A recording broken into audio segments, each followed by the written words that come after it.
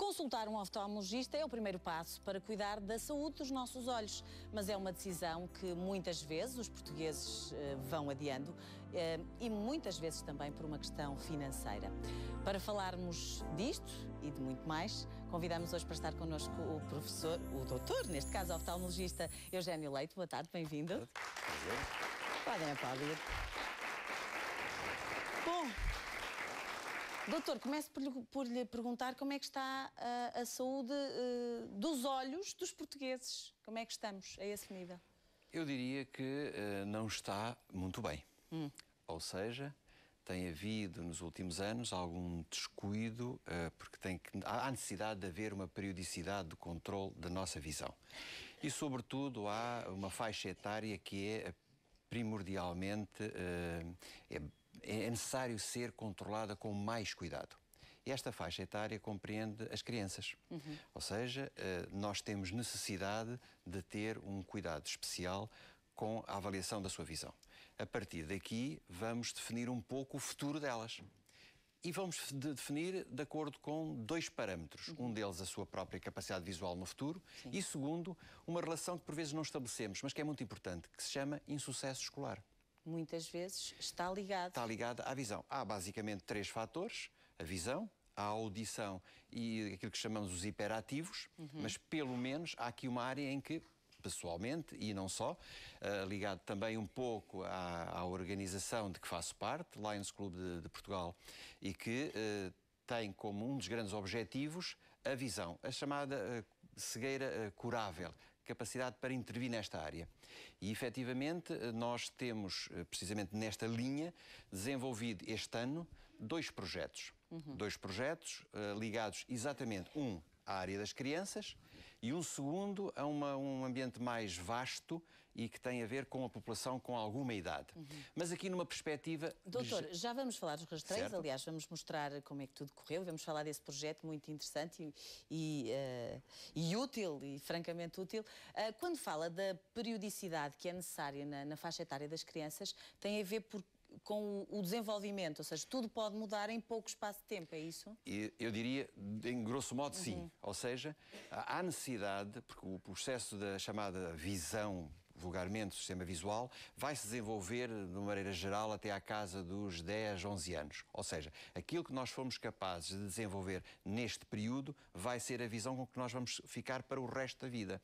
Por isso, aqui é que é uma zona de intervenção extremamente importante, intervir nesta área. E a partir de que idade é que se deve, pelo menos, fazer um primeiro exame? Eu diria que na casa dos 2 anos, 3 anos de idade, uma primeira despistagem. É óbvio que os pais e, enfim, os educadores devem estar atentos a pequenos dados, como a criança que pega nos objetos e os aproxima excessivamente, ou a criança que no diálogo à distância chamamos-lhe a atenção e ela não corresponde, não vê. Ou seja, aqui já nem sequer vou mencionar aqui o estrabismo, ou seja, porque isso é visível, isso é francamente notório.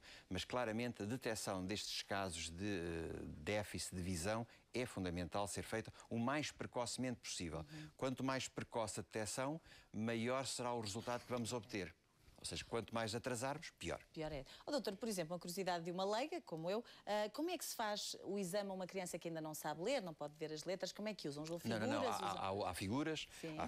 Há os Zés, que eles vão apontar para que lado são as pernitas, enfim, há aqui um conjunto de colaboração. Mas atenção, porque em circunstâncias em que a criança, vamos imaginar uma criança que tem 1 ano, 1 ano e meio, estamos a falar de alguém que nem sequer nos vai identificar uma figura. Há um exame que se chama esquiascopia, que me permite, de uma maneira, enfim, quase objetiva, ver se o olho tem um erro refrativo. Não vou estar aqui com os pormenores, é evidente, mas este exame permite-nos detectar. Ou seja, se tem uma miopia 2, 3 dioptrias, nós detectámos-la. E isto, a partir daqui, mesmo em crianças que não colaboram rigorosamente nada. Portanto, de facto é importante fazer este primeiro exame o mais cedo possível, porque a partir dos 10, 11 anos disse... Exatamente, doutor, é uma faixa em que terminou o desenvolvimento do sistema visual. Claramente. Para recuperar. Dificilmente, eu diria mesmo quase nunca, aos 17, 18, 19, 20 anos, eu vou conseguir recuperar uma visão que é de 2 décimos, 3 décimos. Percentualmente, estamos a falar de uma pessoa que vê 10%, 20%, aí não há processo de desenvolvimento possível. Posso corrigir o erro refrativo, posso fazer o que quiser. A visão dela vai ficar aquela que ela tinha. Portanto, se houver uma intervenção precoce, de facto é possível e consegue-se resultados bastante positivos. Eu diria, grosso modo, em 90% dos casos nós conseguimos recuperar a visão desses olhos, mas necessita a tal intervenção precoce, detecção, rastreio, ter o cuidado de avaliar as crianças em fase, vamos chamar, em tempo útil. Por exemplo, doutor, sente que há essa sensibilidade por parte das famílias e dos pais, porque há uma grande preocupação em levar os bebés e os meninos a outro tipo de especialidade, mas sente que a oftalmologia tem a mesma atenção? Tem. Não, eu devo referir que nestes últimos 20 anos para cá, claramente há uma maior preocupação familiar dos pais de fazerem todo este tipo de acompanhamento. Isso é inequívoco. Nós lidamos hoje, nestes últimos 4, 5 anos, com uma outra vertente, que é as pessoas terem a sensação e a noção exata de que precisam de uma consulta, precisam de óculos e não terem a capacidade financeira para o fazer. E aqui temos alguns problemas que o Serviço Nacional responda em tempo útil. Em tempo útil, que é... Isto é evidente que estamos aqui a fazer o mais breve possível. E é aí que o projeto, doutor, também entra, e muito bem, que é conseguir identificar os casos dos mais carenciados e conseguir do início ao final do processo. Pode-me explicar como é que funciona? Exatamente. É aqui precisamente que um dos grandes objetivos dos Lions é a visão, como há bocadinho dizia. E efetivamente o projeto, que no fundo estamos aqui a falar de 2 projetos ligados à área da visão, um deles relacionado com as crianças, e é aqui que começa realmente o trabalho. Ou seja, o projeto identifica crianças do 7º ano escolar, ou seja, estão a ser rastreadas crianças de todo o 7º ano escolar. Dessas crianças nós vamos detectar quem tem problemas de oftalmologia. Todo o país? Do país, neste caso concreto, é o chamado Distrito Centro-Sul, de Coimbra para baixo, incluindo Ilhas e os Açores e a Madeira. Neste caso, o que nós fazemos é detectar por rastreio as crianças que têm problemas. O rastreio é fundamental, doutor? É básico. A peça essencial está aqui. Depois, das crianças que têm problemas oftalmológicos, nós vamos identificar as que são carenciadas. Essas crianças que são carenciadas, ou seja, que nós sabemos que não têm capacidade e que iriam ficar com o problema ali, nós oferecemos-lhe a consulta e depois, com o suporte, no caso do projeto das crianças, do grupo Opticalia, nós vamos lhe oferecer os óculos e as lentes. Ou seja, fechamos esta parceria nesta vertente completa. O ciclo é completo. No segundo projeto, a ideia é similar, mas aqui somos mais abrangentes, porque estamos a falar da população em geral. São rastreios desencadeados de um projeto que se chama Prevenir Saúde Lion, e em que nós fazemos o rastreio, quer em instituições, quer em termos de espaço público, e de novo aqui o circuito é o mesmo. O processo vai ser feito detectando as pessoas que têm problemas. Destas são identificadas as carenciadas e, neste caso, temos outro parceiro, o Instituto Óptico, que também se disponibilizou connosco a apoiar-nos na vertente de nós damos a consulta, eles fornecem os óculos, fornecem as lentes, fornecem toda uma preparação para que a pessoa fique com o seu problema resolvido. E deixe-me aqui que os Lions não se resumem só à parte da visão, porque nesta área do rastreio à população em geral, temos mais um parceiro, o Dr. Pé. Porque, efetivamente, nós lidamos com pessoas diabéticas, com pessoas de idade, ou seja, há aqui um conjunto de outros problemas associados e que nós em conta, não é? Exatamente, e que nós temos também aqui um parceiro que nos vai ajudar nesta fase. Neste projeto está o Instituto Óptico e está o Dr. Pé. E estamos neste momento a tentar juntar outros parceiros para que o projeto seja abrangente em termos de saúde. Mas estas são realmente as duas vertentes que nós nos dedicamos em termos de Lions, em termos de clubes, porque não somos uma organização, somos uma organização de voluntários, como é evidente, com 1.400 membros no distrito. Aliás, professor, já vou querer que me explique como surge. Aliás, não é só em Portugal, obviamente. Não. Vai-me explicar o objetivo e todo o conceito. Antes disso, vou só aqui fazer uma interrupção para dizer, até porque hoje, tem mesmo que ser hoje, é o dia em que vamos entregar finalmente todo o mês de janeiro a falar deste dia, do dia 31 de janeiro. Portanto, se ligar ao 760 100 760, hoje ligou, ganhou 3 fantásticos prémios. É o 3º aniversário da tarde, é sua.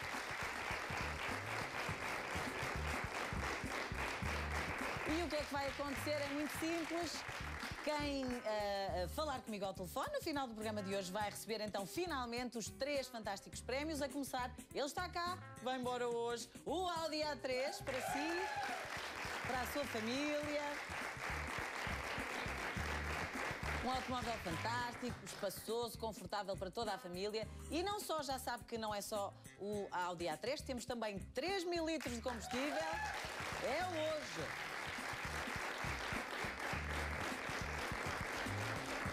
E para além dos 3.000 litros de combustível e do Audi A3, também pensámos em tudo e também temos para si, obviamente, mais 3.000 euros.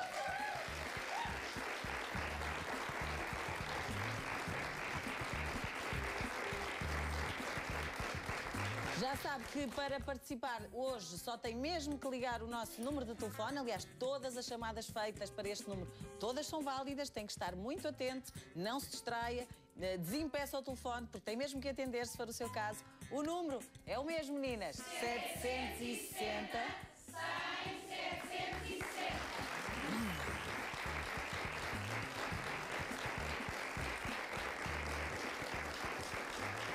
Doutor, explicava-me então o início e o objetivo do Lions Club.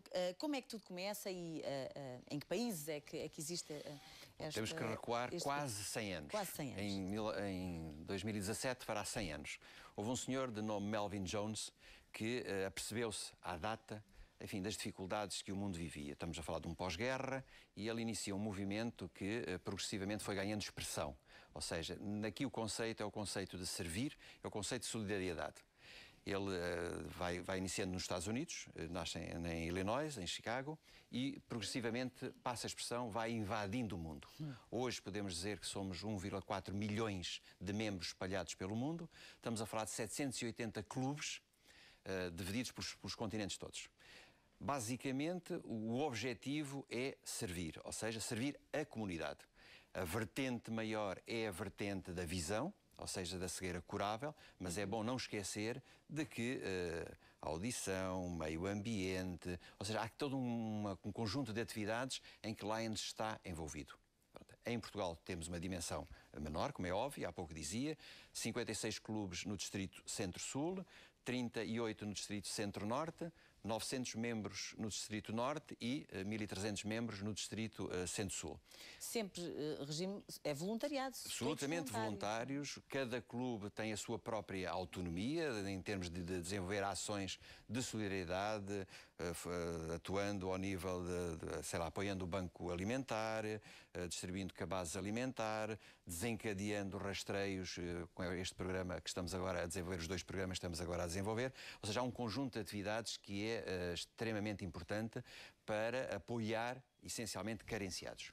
E são, de facto, uma das organizações não governamentais mais consideradas e reconhecidas a nível mundial. A nível mundial. Somos, neste momento, a ONG número 1 parceira da ONU. Ou seja, reconhecido a sua atividade.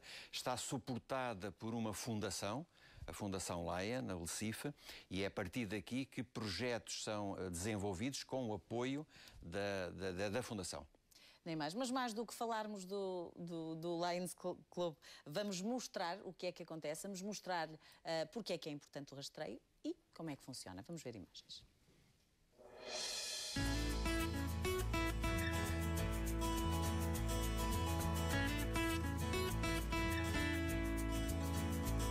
Quando foi a última vez que foi ao oftalmologista? Foi só... talvez há uns 2 anos. Já há muito tempo.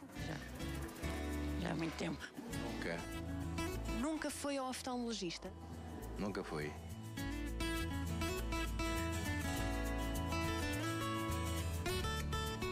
Tem glaucoma na vista esquerda, praticamente não vejo quase nada. Só vejo de um dos olhos, do olho direito. E o problema foi uma catarata. Eu vejo mal ao perto. Tenho que usar óculos.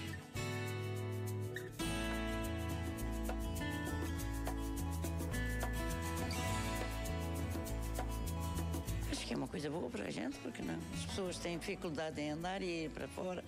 E aqui estamos aqui bem instaladas, não é? E acho bem. Fazer lembrar às pessoas que para se não deixar, não se mazelar, acompanhar o seu estado de saúde. É importante, acho que sim, porque muitas pessoas têm possibilidades Para se ir a uma consulta é uma dificuldade enorme. Para se ir ao particular tem que se pagar muito, então as pessoas não podem.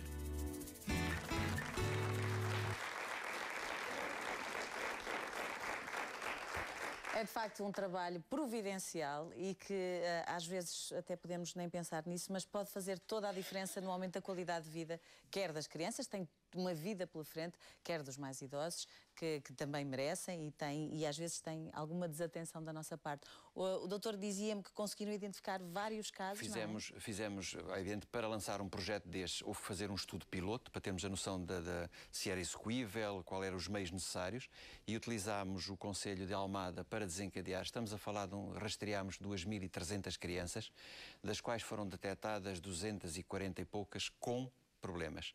E nestas 242 crianças, 103, para ser mais exato, eram crianças carenciadas. Ou seja, nós detectávamos-lhe o problema, felizes, mas não fazíamos nada. Pois. E aqui é que está a diferença sobre o que é o conceito clássico de rastreio, chama a atenção, mas cada um terá que resolver o problema. Não é? Exatamente. E aqui é que, digamos, que entra a função Lion na sua capacidade de agregar esforços para resolver o problema. E neste caso resolvemos. Destas 103 crianças, tiveram já todas a sua consulta, todas têm os seus óculos e claramente há expressões que chocam, porque estamos a falar de crianças com 10, 11 anos e uma delas dizia-me, olhando para mim, mas o mundo é isto? Ou seja, alguém que ela não tinha. Renasceu, renasce outras cores, completamente, é um mundo diferente. E depois é evidente que questionemos aqui, então, mas a criança tem insucesso escolar? Pois é óbvio que tem que ter insucesso escolar. Não vê, não tem qualquer capacidade para desenvolver a sua atividade normal. Pronto, e aqui que a intervenção é, digamos que, é gratificante. Por um lado, porque resolvemos um problema, e segundo, porque podemos perspectivar que a estas crianças é-lhes dado um futuro, ou que pelo menos estamos-lhe a dar armas para que possam melhorar a sua oportunidade. Facto, exatamente. Não é, doutor? Porque quando se fala aqui, imagino que não tem a ajuda da Lions, o rastreio, a consulta, não é o rastreio, a consulta, os óculos, a graduação, estamos a falar de muito dinheiro, não é? Estamos a falar de muito dinheiro. Estamos a falar de muito dinheiro. É algo que não é impensável. Para uma família. Para uma família é impensável e, obviamente, há prioridades e isto fica para trás, como é óbvio. Claro, não, nesses momentos as prioridades têm que se definir, mas de facto, quem, por exemplo, nos estiver a ouvir e sente e sabe que alguém precisa de ajuda, a quem pode recorrer, depois de ouvir esta conversa, doutor, onde é que se pode dirigir? É evidente que se pode dirigir a um Clube Lion para, eventualmente, expor, mas é evidente que a nossa função não é isto, ou seja, a nossa função é desencadear ações que permitam ir ao encontro dos problemas. É óbvio que... Por exemplo, quando existe um rastreio, as pessoas aí é pacífica, as pessoas são avisadas, é divulgado publicamente, enfim, tudo isto é dado conhecimento para que acorram ao rastreio o maior número de pessoas possíveis. Ou seja, nós aqui divulgamos sempre. E procuramos usar a comunicação local, utilizar os sistemas mais tradicionais via as associações culturais, a própria igreja, ou seja, tentamos divulgar a ação que vamos ter.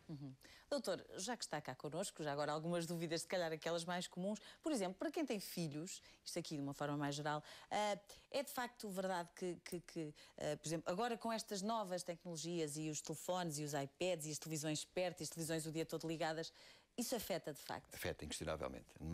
Eu costumo dizer, a brincar, que os computadores são o meu melhor aliado. Porque eu não posso. Dão clientes. Exatamente. Salve seja. Ora bem, salve seja. Mas assim, é mau. Obviamente, com isto eu não quero dizer que nós não possamos, ou não devemos deixar as nossas crianças brincar com computadores, com isto. O que temos é que criar aqui algumas regras.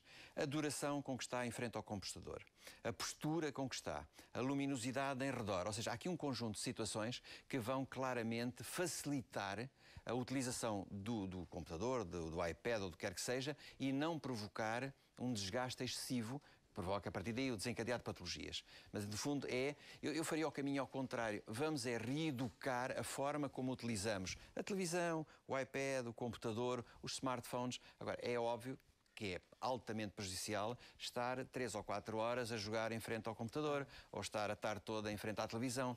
Para isso há uma coisa que se chama intervalos. A cada 50 minutos ou a cada hora há que descansar 6 ou 8 minutos.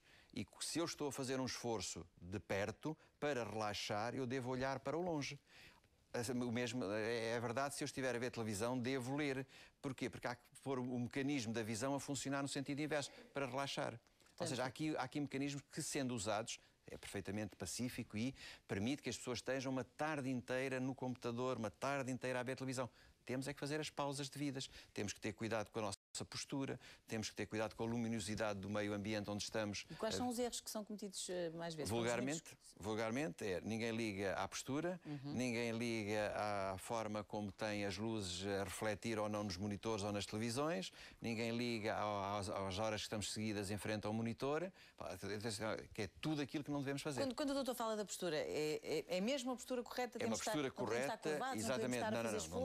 Não devemos ter uma postura correta, devemos ter um monitor sensivelmente, digamos que alinhado ao centro do monitor, a nossa cara, para que os olhos não tenham necessidade de estar a olhar para cima, olhar para baixo, olhar meio de lado. Há que ter a noção dos reflexos de luz, há que ter a noção da nossa postura em termos de coluna, para estar perfeitamente a ser um utilizador educado. Por exemplo, doutor, geralmente vemos filmes em casa e há uma tendência para apagar todas as luzes e só deixar o monitor. Isso é errado. Não, está errado, é errado. A luz ambiente deve estar adequadamente iluminada a sala onde estamos a ver televisão. Portanto, a ideia de que quando vamos ao cinema as luzes todas se apagam, não podemos fazer o mesmo em casa. Não, é diferente, estamos a falar de conceitos de dimensões diferentes. A dimensão do ecrã da tela não é próprio, por muito grande que seja o nosso monitor. No cinema então não faz mal, doutor, estar 2 horas e qualquer coisa. Não se esqueça que também temos intervalos. É verdade. Em quase todos os cinemas, pelo menos. Exatamente. Portanto, aí já não há esse perigo. Mas em casa? Em casa não. Convém haver uma luz, pelo menos, para manter... Convém ter uma luz de ambiente sem reflexos no monitor.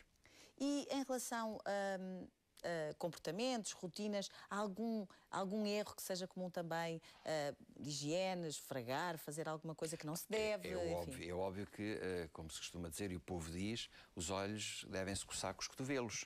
Bom, esta é a primeira noção de base. Ou seja, esse tipo de pressão, esse tipo de esfregar o olho, obviamente vai prejudicar. E devemos ter algum cuidado aqui, não só porque nós mexemos em tudo e volta e meia vamos com a mão aos olhos, é uma excelente forma de arranjar uma infecção. Há aqui cuidados de higiene básico que temos que ter. E isto também é um pouco da função que nós pretendemos, através dos rastreios, divulgar.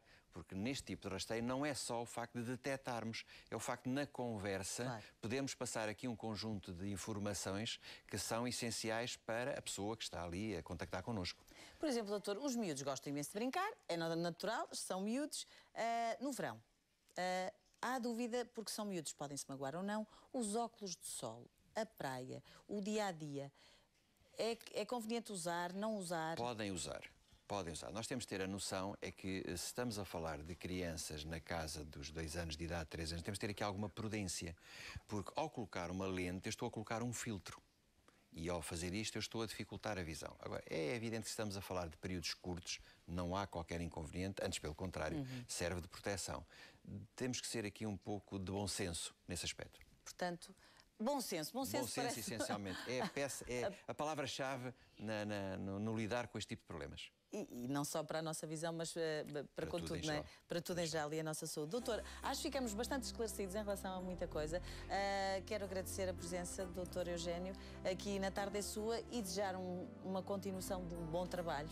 É de facto louvável o trabalho que tem feito. Fico-lhe grato por terem disponibilizado estes minutos, porque realmente a atividade dos Lions Club, que é uma atividade voluntária, é uma atividade virada para a solidariedade, obviamente precisa que todos nós, dentro de nós, deixemos sair cá para fora aquilo que temos de solidários uns com os outros. E que nem tudo na vida é meramente a nossa atividade profissional. Temos que dar um pouco de nós a este tipo de atuações, porque só todos nós temos a ganhar. É para isso que cá estamos, doutor, também, sobretudo para isso. Um aplauso para o doutor Eugénio. Muito obrigada.